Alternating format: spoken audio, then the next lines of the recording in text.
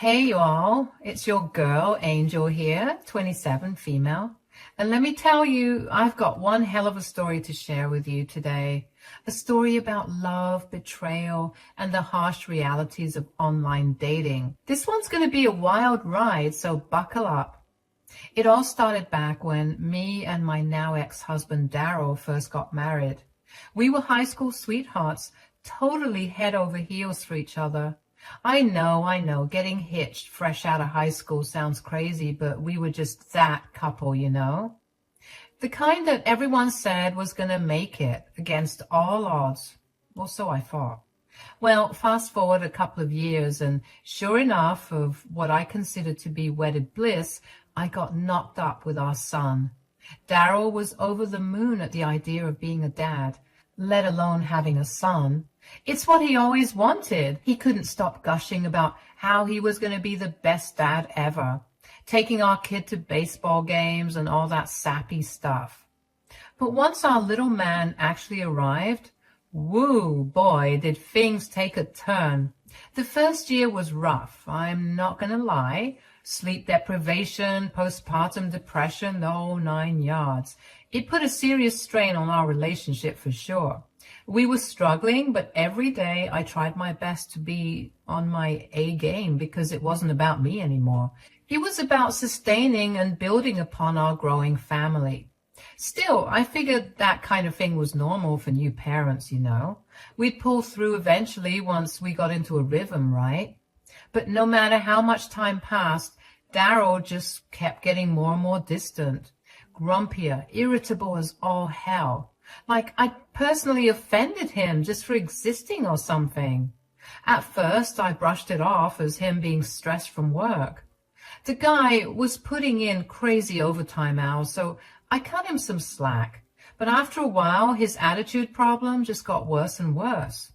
Even when he stopped taking on more hours at his job, he treated me like absolute garbage, always snapping and putting me down over the smallest things. One time I overcooked his steak just a tiny bit. He likes it practically mooing on the plate.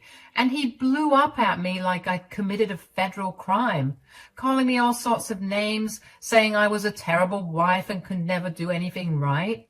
It was so messed up, especially with our son right there witnessing the whole ugly scene. Seriously, Angel, are you dense or something? I said I was sorry, Daryl. What do you want from me? Tony was up all night and it's not like you did anything to help me. Oh, I don't do anything to help? How about I just quit my job then, Sit and slack around at home like a roach and do nothing like you. Daryl, calm down. You're going to scare the baby. I don't care. You always make me so angry. Ugh, why can't you just disappear? It's not like you'll be missed. Don't speak to me that way. I'm your wife, damn it. What the hell has gotten into you? I'll tell you what's gotten into me. Common sense. Maybe our parents were right. Maybe we shouldn't have gotten married so soon. What? What are you talking about? You don't want to be together? Well, it's a little too late for that. We have a whole child together, Daryl. Whatever. Forget I said anything. I'm going to finish dinner in my office. By that point, our poor baby was scared of his own dad, and I was at my wit's end trying to figure out what his deal was. I mean, my Daryl, the sweetest, most loving guy I knew from high school, had basically become a totally different person right before my eyes. It was like living with a raging, miserable stranger. I started to suspect that maybe, just maybe, there was someone else in the picture. Women's intuition and all that. See, after our son was born, I made the tough decision to start working from home. My job as an editor was flexible enough for that. Plus, I didn't trust leaving our newborn with some rando babysitter, you know. So most days I'd just be cooped up in our home office, plugging away on my laptop while Daryl was out at the office acting shady as hell. And that's when things started adding up in my head. The constant moodiness and irritability whenever he was around me, the way he suddenly started obsessively guarding his phone and email passwords, getting all defensive if I so much as glanced at his laptop screen.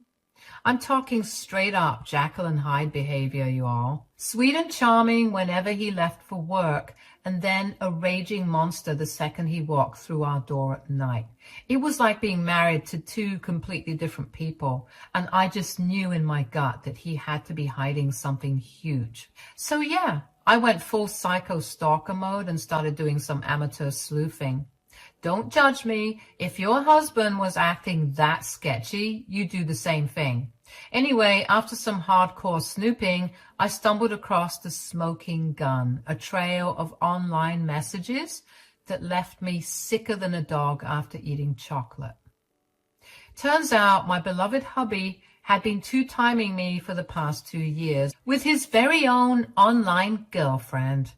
Her name was Monique, and from what I could piece together, the two of them had been carrying on a full-blown emotional affair ever since our son was born. The messages made me want to vomit, with Daryl gushing about how Monique was his soulmate and how they were going to run off together someday.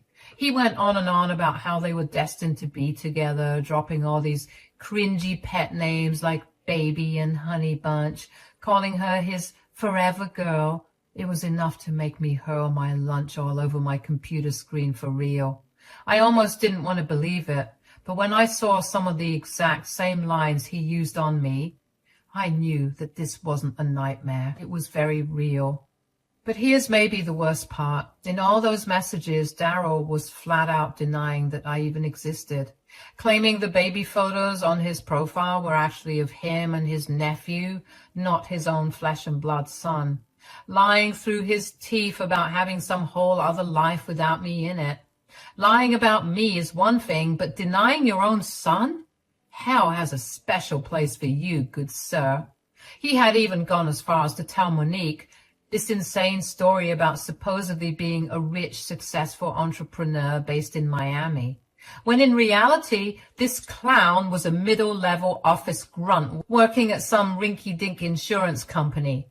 Not exactly Wolf of Wall Street material, if you know what I mean.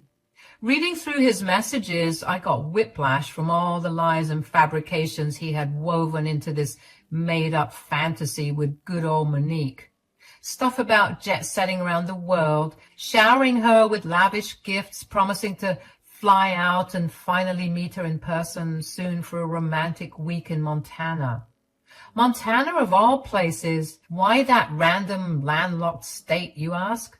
Well, apparently this chick was trying to convince my dimwit husband she was some kind of high-class Instagram model or something.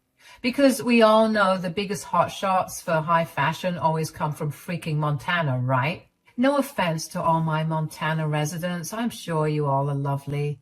Sorry, I'm getting a little ahead of myself here. Basically, I had uncovered a sprawling web of lies and deception, and it made me sick to my stomach, just picturing Daryl emotionally cheating on me, talking about all the things they were going to do with each other with this online rando he had serious delusions about, hiding it all behind my back for 2 years, while I was stuck at home taking care of our baby by myself. It was all too much. Oh, it still makes my blood boil just thinking about it. After all, we had been through together all the dreams we talked about for raising a family. For him to betray me like that with some cheap internet girl? Unfreaking believable. Am I right? Once I had wrapped my head around the full extent of Daryl's shady double life, I knew I had to confront him about the truth I'd uncovered. So that very night when he came stomping through the door from work, shoulders hunched and brow all furrowed in his usual foul mood, I hit him with the $1,000,000 question before he could even kick his shoes off. So, Daryl, who's Monique? I'm telling you, the look of sheer panic that flashed across his sweaty face at that moment, priceless. His mouth hung open, hazel eyes bugging out like a deer caught in headlights. For a minute there, I thought he might actually pass out cold on our linoleum floor. But to my surprise, after looking shocked like that, he quickly reverted to his usual Grinch-like grumpy state and said, "She's my girlfriend." What?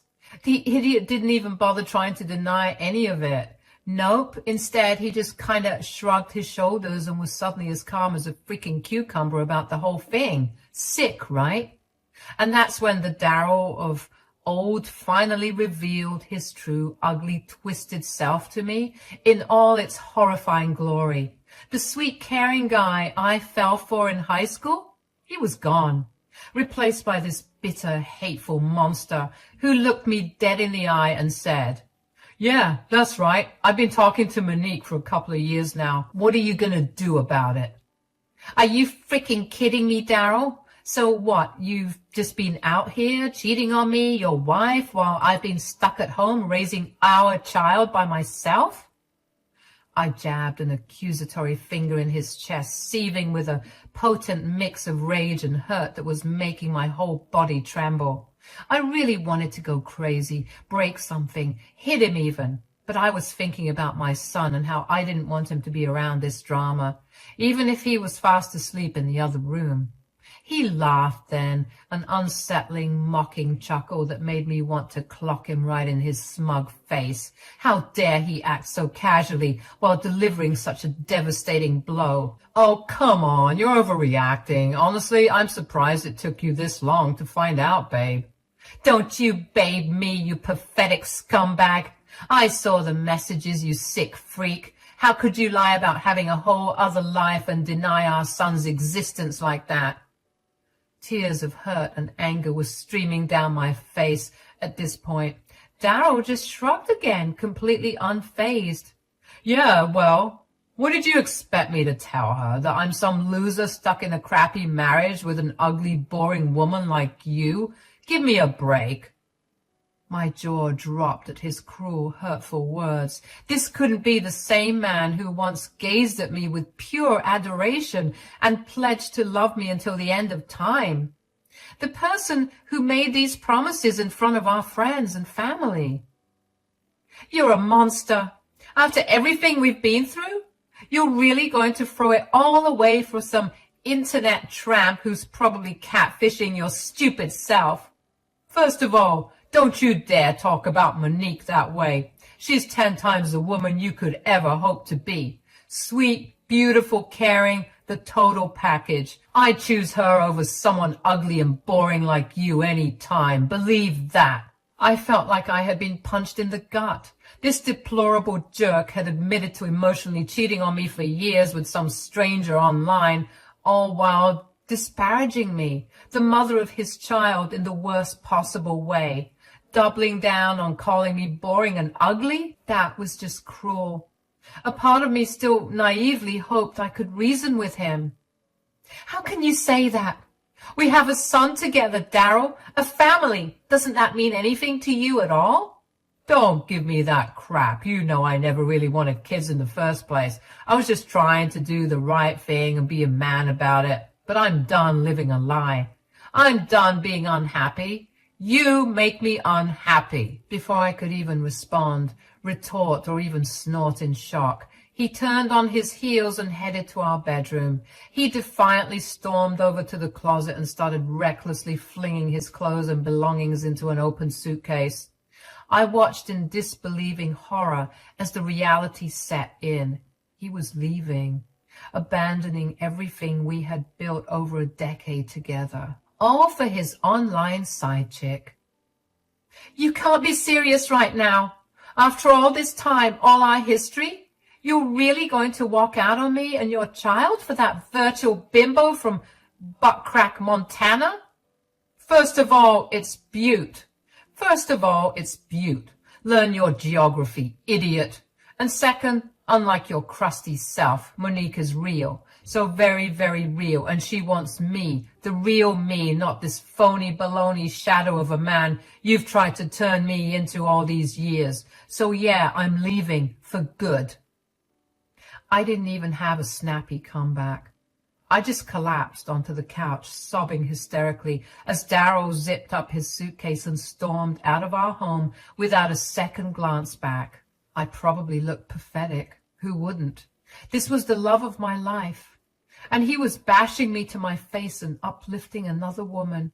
I felt so awful. After who knows how long of crying until my eyes were swollen and dry, I pulled myself together enough to shoot off a quick message to Monique herself, because it seemed like all my tears were dried up. All that was left was pure, unfiltered rage.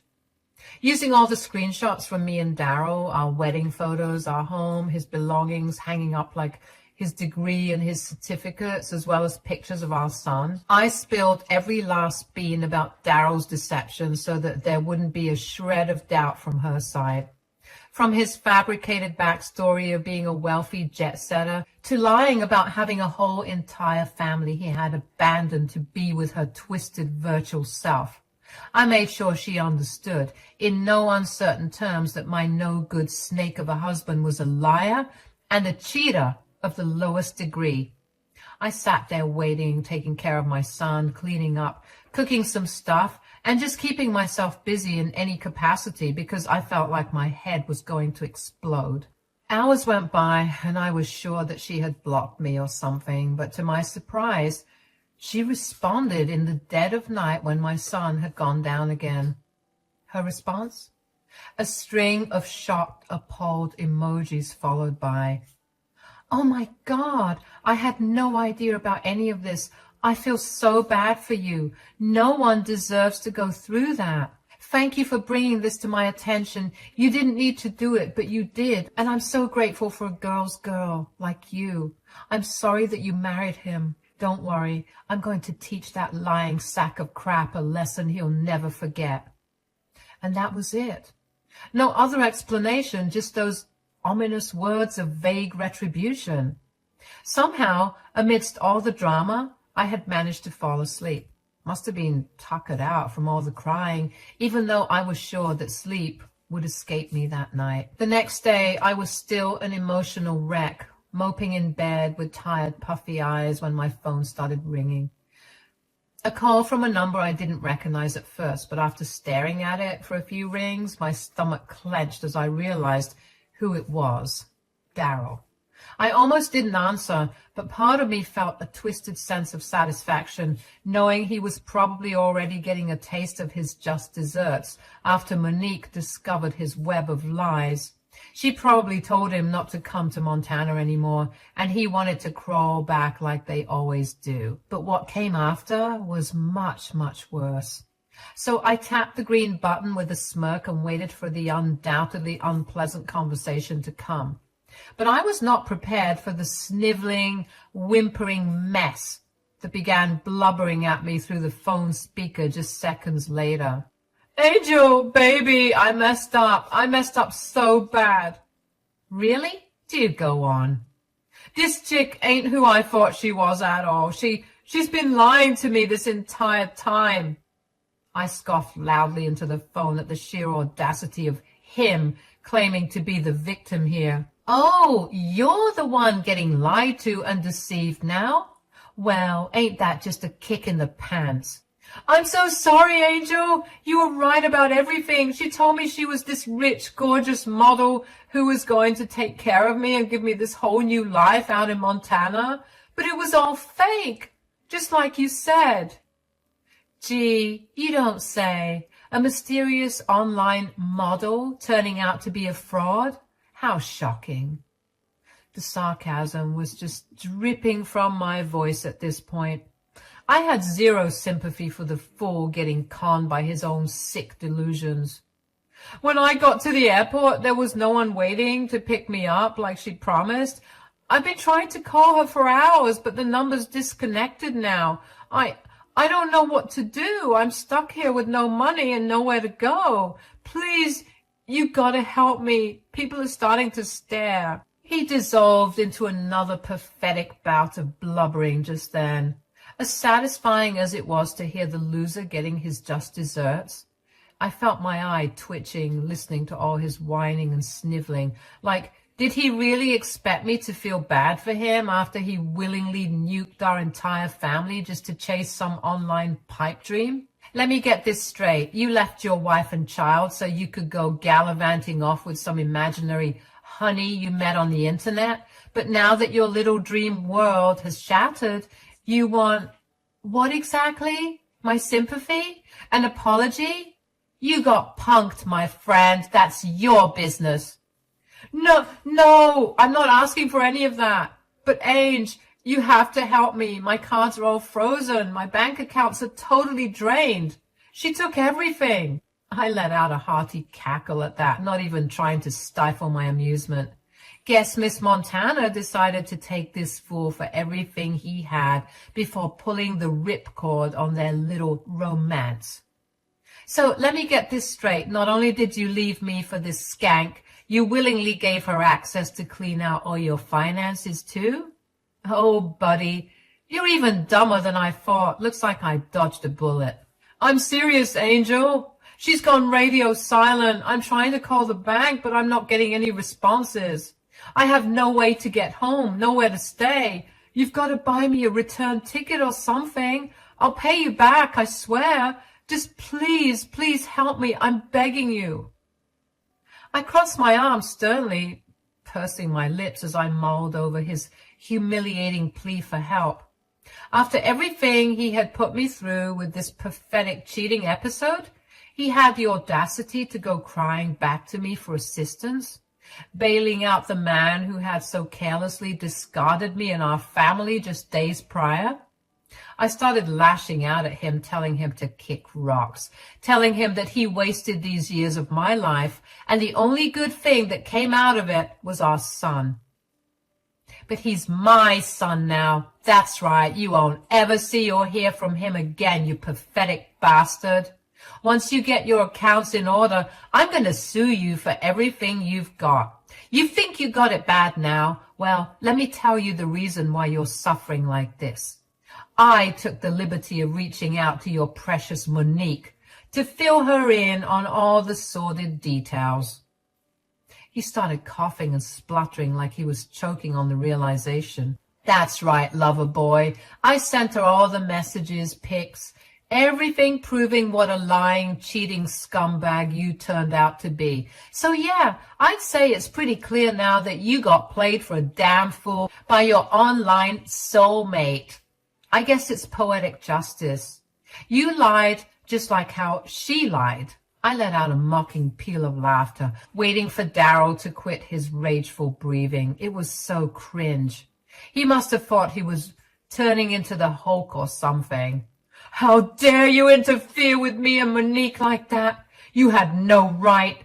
I'll do whatever the hell I want, you disloyal prick. Monique deserved to know what a lying deadbeat sack you really are before she got any more tangled up in your twisted web. And I'm glad it turned out that she was a liar. I'm glad she drained you dry. You're going to regret this, Angel. You just waited until I was at my lowest to kick me while I was down. That's low, even for a spiteful hag like you. You know what, Darryl? You're right. I don't feel one single shred of remorse or regret. After the unforgivable way you treated me and our son, you deserve that, and so much more. I think he started to realize just how much he needed me in that moment because the angry spiel quickly stopped, and he reverted to begging me to help him out since he really was stranded. Yikes. But I wasn't having any of it. This guy thought that he could play me for a fool? What would I look like taking back the man who disrespected me to my face, wasted his savings on a last-minute ticket, just for his accounts to be drained by his very own soulmate? I couldn't do that to myself or to my baby. I hope you enjoy your new life as a lonely, miserable, homeless bum out there in Butt Crack, Montana, or wherever the hell else the universe decides to take you next. Maybe give panhandling a try. I hear it can be pretty lucrative for charismatic dirtbags such as yourself. Darryl didn't even attempt a retort. He just kept begging and pleading with me to have mercy on him. He said he didn't even want to come back home, just that I helped him with a ticket. But I wasn't having any of it. Growing tired of his sobs, I just hung up the call. He tried calling back, but I quickly rejected and blocked him. Then I went on my social media and blocked him there as well. I wasn't in the mood to deal with him and his nonsense anymore. He was a waste of a man who had to slink off to marinate in the disastrous consequences of his own selfishness and lies. I realized that a huge weight had finally lifted off my shoulders. Like I could breathe again for the first time in years without his toxic fog of deceit and disrespect hanging over me. Was I still hurt by his actions? By the cold, cruel way he had tried to throw away our family like a wad of trash? Of course. Those scars would likely never fully heal no matter how much time went by. I'm still healing now. Some days are better than others, but damn it, if I don't get triggered every now and then and curse out loud or throw things. But at least now, at the very least, I could begin to rebuild and move forward.